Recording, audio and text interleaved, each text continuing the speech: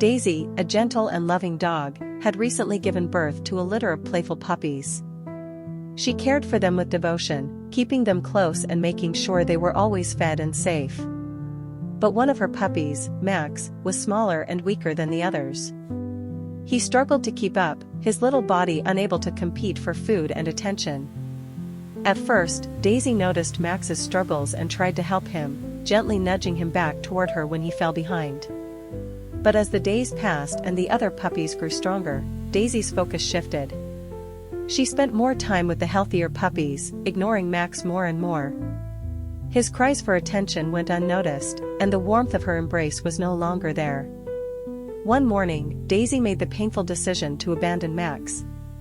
She turned her back on him, leaving him alone and vulnerable in the corner of the den. Max whimpered, his small body trembling, but Daisy didn't return. Her attention was solely on the other puppies. Max was left alone, cold and hungry, with no one to care for him. He tried to find his way back to his mother, but Daisy was gone.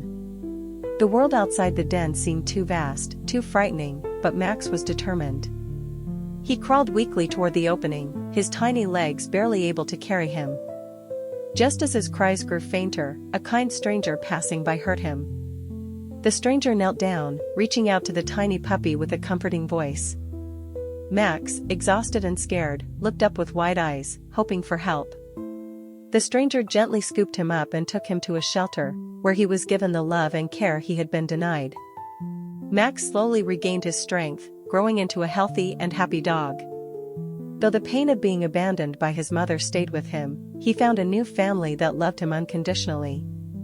Max's story was a reminder that sometimes, even those we trust most can let us down. But there is always hope, and there are always kind hearts willing to step in when needed.